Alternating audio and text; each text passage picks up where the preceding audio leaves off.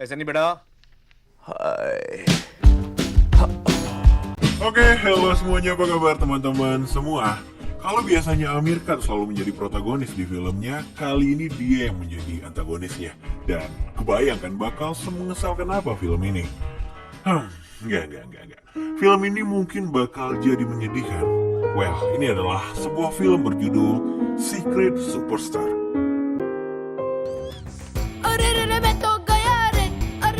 Cerita bermula dari sebuah ajang tarik suara. Seorang anak laki-laki terlihat tampil di depan 3 orang juri. Juri pertama mengatakan kalau dia sangat menyukai performa anak itu karena dia terlihat lucu. Mafi langsung menyerang statement itu karena menurutnya kelucuan bukanlah suatu nilai dalam dunia tarik suara. Don't interrupt. Dengan lantang Mafi mengatakan kepada anak itu kalau lo itu nggak punya bakat, cabut deh. Get out. Alhasil, anak itu pun menangis meninggalkan panggung. Ternyata Mafi emang terkenal dengan kearoganannya. Dia bahkan nggak segan-segan memaki orang di siaran live televisi. Hal ini terbukti saat dia menjadi host pada acara Music Awards. Dia adu mulut dengan wanita pemenang awards itu, hanya karena statementnya nggak disetujui. Tapi dengan sifat seperti itu, kenapa dia bisa menjadi host di acara bergengsi? Well, ternyata Mafi adalah seorang komposer terkenal di sana. Dia telah menghasilkan ratusan lagu-lagu terbaik, sehingga keahliannya dalam memproduksi musik nggak bisa dianggap remeh. Sementara itu, di tempat yang berbeda, seorang anak bernama Insu selalu bermimpi untuk menjadi seorang penyanyi terkenal. Sayangnya mimpinya itu mendapat perlawanan keras dari sang ayah. Insu hidup dalam keluarga yang jauh dari kata harmonis. Ayahnya selalu marah-marah setiap pulang kerja. Dia bahkan gak segan-segan memukul anak dan istrinya. Kata cerai pun udah berkali-kali terucap. Tapi bagaimanapun, ayahnya adalah satu-satunya sumber ekonomi mereka. Keesokan harinya, Insu yang baru pulang dikagetkan oleh bingkisan hadiah yang ada di meja. Ibunya sengaja membelikannya laptop agar Insu dapat mengembangkan bakatnya. Insu awalnya nggak menerima laptop itu, karena dia tahu pasti ibunya harus berhutang untuk mendapatkannya. Tapi bagaimanapun, ibunya hanya ingin melihat anaknya itu bahagia. कभी कभार मिलती है.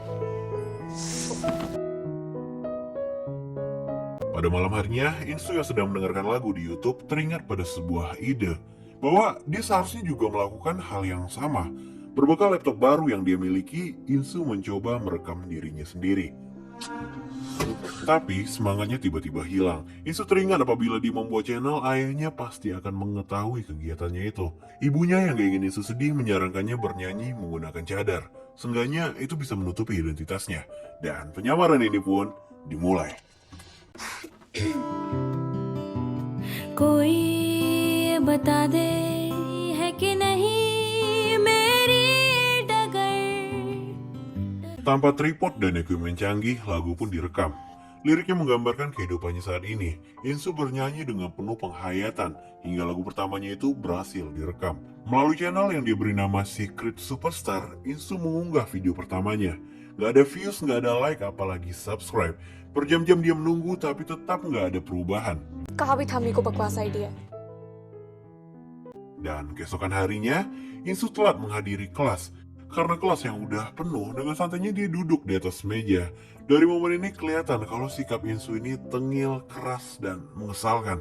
Hal ini juga terlihat saat dia didekati oleh Cintan, seorang bocil yang siap melakukan apapun untuknya. Kebaikan bocil ini selalu dimanfaatkan oleh Insu, tapi di waktu yang sama, Insu bahkan gak menganggap bocil ini sebagai temannya. Kacau nih bocil. Sesampainya di rumah, Insu kaget karena videonya telah mencapai 11.000 views. Hari itu mungkin adalah salah satu hari terbahagianya. Hingga malam harinya, Insu nggak bisa tidur memandangi videonya. Beragam komen pun bermunculan. Kebanyakan dari mereka memuji bakat yang dimiliki Insu. Ada juga yang menyayangkan karena wajahnya yang ditutup. Pro kontra dan segala sesuatu yang dia lihat adalah hal yang baru baginya. Bagaimanapun, Insu terlihat menikmati proses itu. Dengan semangat 45, keesokan harinya Insu kembali membuat video. Dia menyanyikan sebuah lagu yang dia tulis untuk ibunya. Liriknya mengisahkan perjuangan ibunya yang selalu ada untuknya. Dan hanya dalam beberapa hari, lagu itu menyentuh 40 juta views. Seluruh teman-teman di sekolahnya menonton video itu tanpa mengetahui bahwa Insulah pemiliknya. Sesampainya di kelas, salah satu guru memegang koran yang memberitakan tentang videonya. Insu yang lagi ujian sontak bergegas pulang dan mengumpulkan lembar jawabannya. Tapi sayangnya, guru mengetahui kalau Insu asal-asalan mengisi jawaban. Karena hal ini, Insu diminta untuk mendapatkan tanda tangan dari ayah dan ibunya. Sampainya di rumah, Insu diam-diam mengambil koran milik ayahnya dan membawanya ke rooftop. Mungkin biar ayahnya nggak membaca pemberitaan itu. Sialnya, saat kembali ke rumah, pemberitaan tentang channelnya disiarkan langsung melalui TV. Adiknya yang bernama Gudu dengan sengaja menyenggol minuman sang ayah sehingga tumpah di bajunya. Cara ini berhasil mengalihkan perhatian ayahnya. Bagaimanapun, Insu, ibu dan adiknya terlihat sangat bahagia akan pencapaian itu. Pada malam harinya, Insu kembali melihat perkembangan videonya. Dia melihat beberapa kiriman dari fans yang ternyata salah satunya adalah video yang berasal dari Mahafi. Dengan sikap tengilnya, Mahafi mengungkapkan kalau dia sangat suka dengan lagu-lagu Insu. Dia juga meminta Insu untuk menghubunginya apabila ingin menjadi terkenal. Insu yang mengetahui kelakuan buruk Mahafi tampak nggak begitu mengajukan tawaran itu. Keesokan harinya saat hendak berangkat sekolah, Insu mau nggak mau meminta tanda tangan kepada ayahnya. Di sini ketahuan lah kalau Insu ternyata banyak masalah di sekolah. Insu sempat berjanji akan lebih giat dalam belajar, tapi bagi ayahnya, janji aja nggak cukup. Ayahnya menghancurkan gitarnya persis di hadapan Insu. Ayahnya juga nggak mengizinkannya untuk memperbaikinya. Insu yang kesal hampir membuat sang ayah memukulnya. Untungnya ibunya datang. Sejak hari itu, hari-hari Insu tampak nggak bergairah lagi. Cintan berkali-kali mencoba menghiburnya, tapi Insu malah marah dan mempermalukan Cintan di depan orang banyak. Hingga pada siang harinya, ibu dan ayahnya berniat untuk beri kondangan. Tapi mereka malah terlibat argumen karena sang ibu nggak menggunakan kalung emasnya. Ternyata kalung emas itu telah dijual untuk membeli laptop Insu dan ayahnya pun segera mengetahuinya. Dia mencoba menarik ibunya, tapi Insu terus mengikuti mereka karena Insu takut ibunya diapa-apain. Tapi yang terjadi, ayahnya memukul sang ibu di depan Insu dan adiknya. Mereka terlihat benar-benar terpukul menyaksikan kekerasan ini. Dari dalam kamar, Insu masih mendengar ayahnya memukuli ibunya. Badannya bergetar mendengar ini. Hingga akhirnya Insu keluar untuk membela ibunya. Dia juga menyerahkan laptopnya untuk dijual. Tapi, ayahnya lebih ingin laptop itu dihancurkan. Demi ibunya, Insu akhirnya menjatuhkan laptop itu dari balkon rumahnya. Kehancuran laptop ini seakan menggambarkan akhir dari semua mimpinya. Hari-hari dia lalui tanpa semangat. Cintan yang biasanya selalu perhatian kini juga takut menegur Insu. Dalam kelas pun, Insu hanya merenung tanpa memperhatikan pelajaran. Hingga pada jam istirahat, Cintan kembali memberanikan diri untuk mendatangi Insu. Insu yang merasa udah kelewatan akhirnya dia meminta maaf kepada Cintan. Dan disinilah pertama kalinya Insu merespon Cintan. Dari momen ini mereka pun akrab dan Insu pun mulai membuka diri kepadanya. Sesampainya di rumah, ayahnya membawa kabar gembira, setidaknya untuk dirinya sendiri. Dia mengaku berhasil mendapatkan pekerjaan sebagai senior engineering di salah satu perusahaan minyak. Dan dalam beberapa bulan, mereka semua akan pindah ke Arab Saudi bersama ayahnya. Insu juga telah dijodohkan dengan seorang anak bos minyak teman ayahnya. Kira-kira seperti ini bentuknya.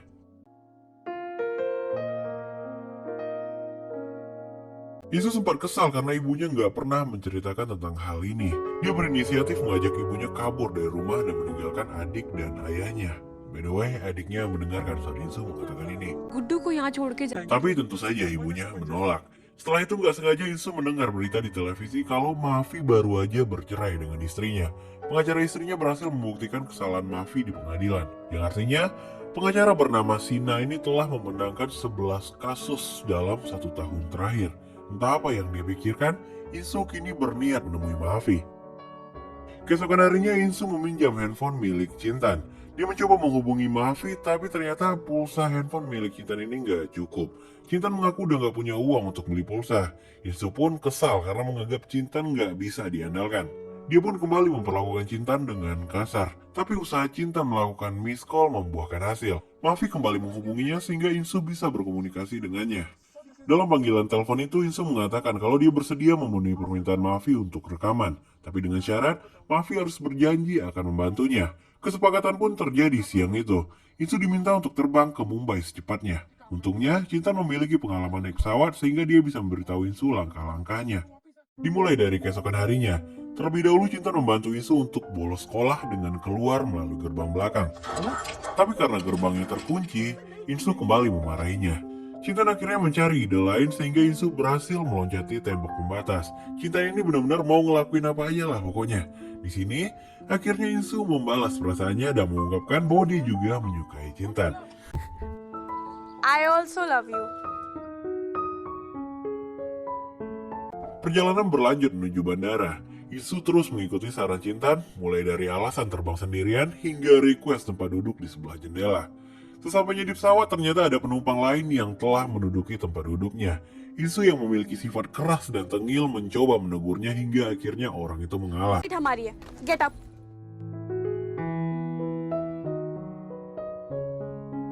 Bagaimanapun, Insu terlihat sangat menikmati penerbangan pertamanya itu. Sesampainya di Mumbai, Insu dihampiri oleh seorang laki-laki berpenampilan seperti preman. Ternyata dia adalah orang suruhan Mahfi. Insu pun dibawa menemui Mahfi di studio rekamannya. Dari awal masuk studio, Insu udah terlihat nggak nyaman, mungkin nggak sesuai mungkin nama ekspektasinya.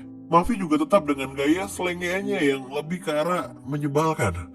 Bahkan di awal pertemuan itu Mahfi udah langsung ingin mengubah nama Insu dengan Natasha, S-nya 2, katanya. Natasha, that's the one. So, Hingga akhirnya Insu berbicara bahwa dia tetap ingin merahasiakan identitasnya, jadi perubahan nama itu sama sekali nggak berguna. Singkat cerita, Mahfi memperlihatkan remix terbarunya. Terlihat semua dari mereka menikmati beat itu. Kira-kira raungannya seperti ini.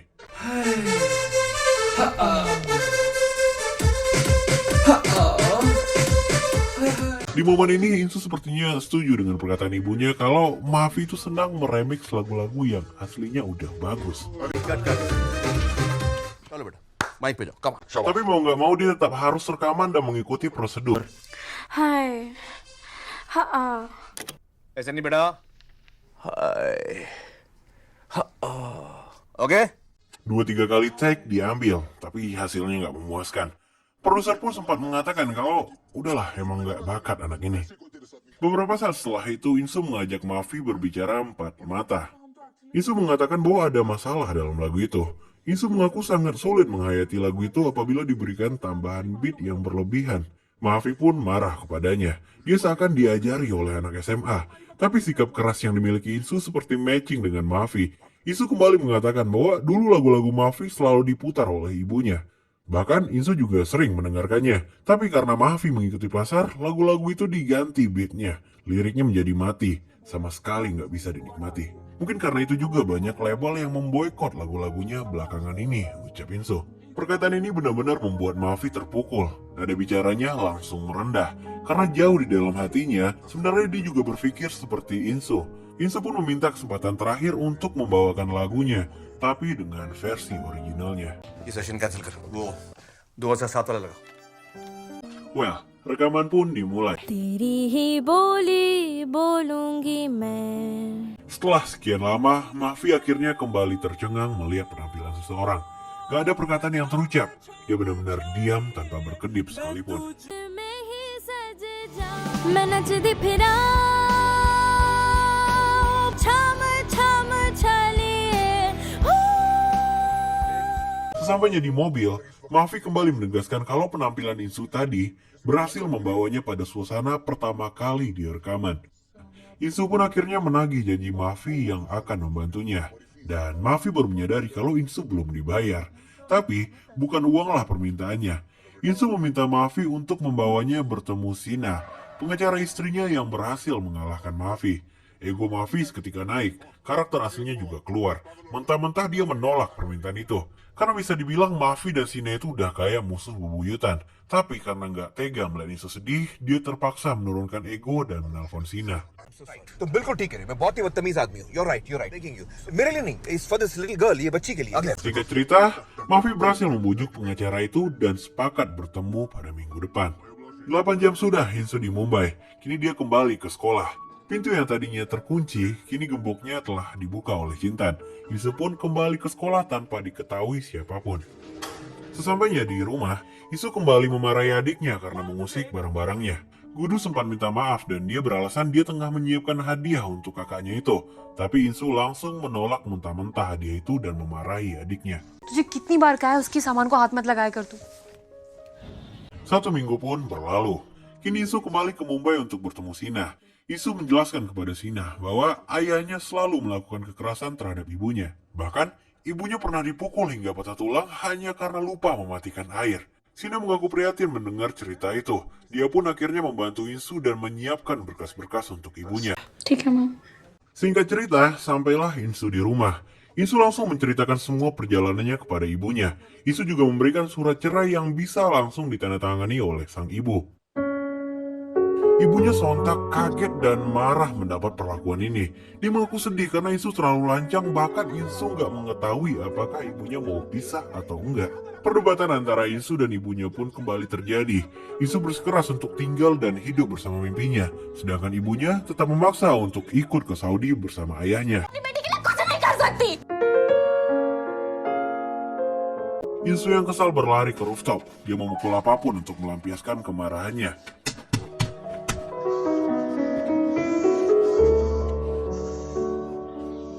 Di sini dia juga melihat selotip prakaryanya. Ternyata Gudu sengaja mengambil selotip itu untuk memperbaiki laptop kakaknya yang hancur. Gak kebayang gimana rasa bersalah Insu melihat ini. Dia pun langsung mendatangi dan memeluk adiknya.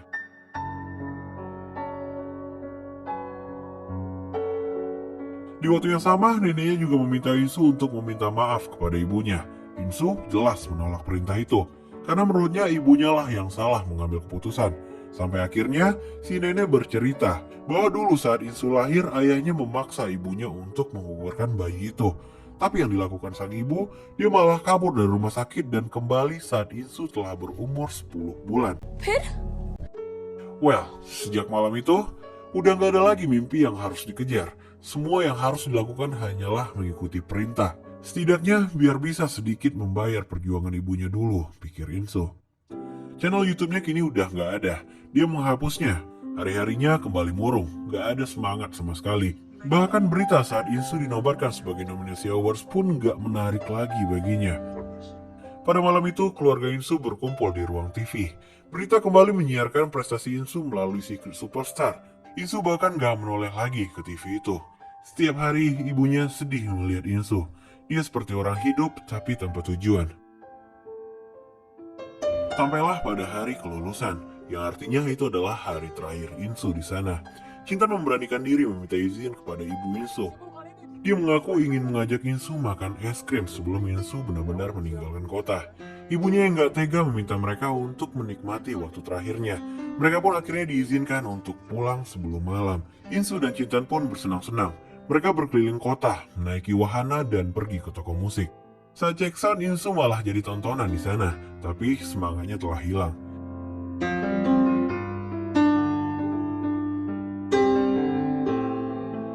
Sampailah saat terakhir sebelum mereka berpisah, Insu mengaku bahwa dia akan merindukan Cintan, sama halnya dengan yang dirasakan oleh Cintan.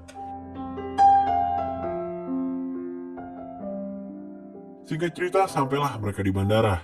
Saat melakukan boarding pass, petugas mendapati barang yang melebihi kapasitas. Sang ayah memastikan bahwa masing-masing koper nggak ada yang melebihi 25 kg. Tapi ternyata bukan berat masalahnya, melainkan kuotanya. Awalnya sang ayah hendak membayar kelebihan item itu, tapi saat mengetahui bahwa barang terakhir adalah gitar Insu, dia pun seketika marah. Ayahnya meminta Insu membuang gitarnya ke tong sampah saat itu juga, karena menurutnya gitar itu lebih cocok di sana. Ibunya mengatakan bahwa itu adalah satu-satunya barang milik Insu yang dia bawa, tapi ayahnya malah kembali mengatakan bahwa itu bukan gitar, tapi sampah. Ayahnya mengancam akan memukul sang ibu apabila dia terus melawan. Ibunya kembali menjawab bahwa dia setuju kalau gitar itu ditinggalkan. Begitupun Insu, Gudu, dan ibunya itu sendiri. Dengan kata lain, mereka batal pergi ke Saudi. Sang ayah sempat hampir memukul, tapi ibunya malah mengancam balik. Dia mengatakan bahwa dia bisa aja menggunakan bukti kekerasan untuk memenjarakan suaminya itu. Dia juga bisa memberitakan itu melalui channel YouTube Insu, sebuah channel dengan jutaan fans yang ayahnya bahkan pernah dengar suara itu. Gak hanya itu, ibunya juga telah menandatangani surat cerai mereka. Bukti-bukti kekerasan semua lengkap di sana. Rumah dan hak asuh diminta oleh ibunya. Kalau suaminya menolak, dia mengancam akan melaporkannya ke polisi, yang otomatis suaminya akan kehilangan apapun yang dia miliki.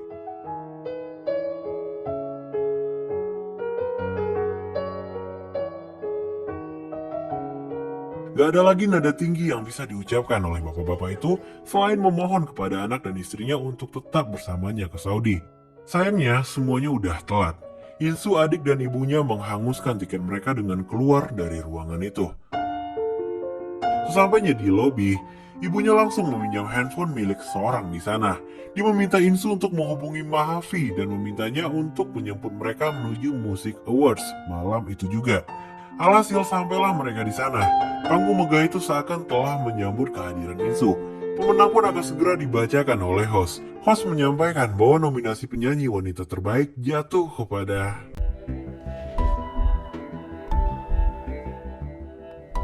Monali Thakur. Yes, Monali kembali memenangkan awards tahun ini.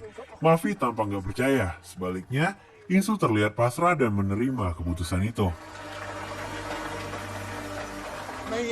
Dalam pidatonya, Monali sempat menyinggung kehadiran kontestan baru di nominasinya. Dia mengaku sangat menyukai lagu-lagu Secret Superstar. Dari segi suara dan kualitas lagu secara keseluruhan, Mona mengaku kalah. Jadi, kemenangannya di tahun ini menurutnya adalah sebuah kesalahan. Mona akhirnya memanggil Secret Superstar untuk menaiki panggung dan mengambil pialanya. क्या तुम यहाँ पर हो? Sebaliknya, Insu terlihat pasif dan gak merespon panggilan itu, meskipun keluarga dan Mafi telah mendukungnya. Tapi setelah Mafi menyoraki kehadirannya, lampu dan kamera seketika mengarah ke Insu. Dia pun akhirnya berdiri dan berjalan menuju panggung. Di depan kamera besar itu, dia membuka penutup wajahnya. Semua orang bersorak dan gak menyangka bakal melihat Secret Superstar menunjukkan identitasnya.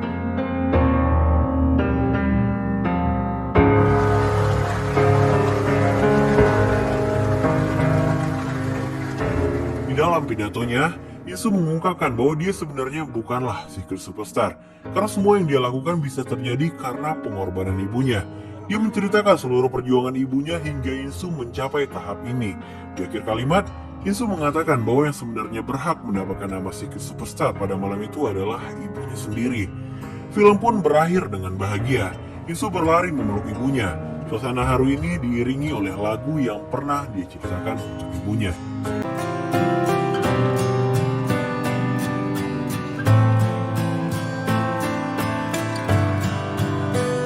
Well, gimana menurut pendapat teman-teman semua tentang film ini? Gue jujur aja ke bawah sih dengan suasana sedihnya dari film ini ya. Apapun pendapat teman-teman semua, kalian bisa langsung aja tulis di kolom komentar. Gue juga pengen tahu. Kalau ada kritik dan saran juga mau film apa berikutnya, kalian juga bisa tulis di sana. Oke, kalau teman-teman suka sama video ini, kalau udah tahu harus gimana, yang paling penting itu jangan lupa di-share ke teman-teman kita semua. Dan kita bakal ketemu lagi di video selanjutnya. पसंद आया लाइक, पसंद नहीं आया तो taste change करो.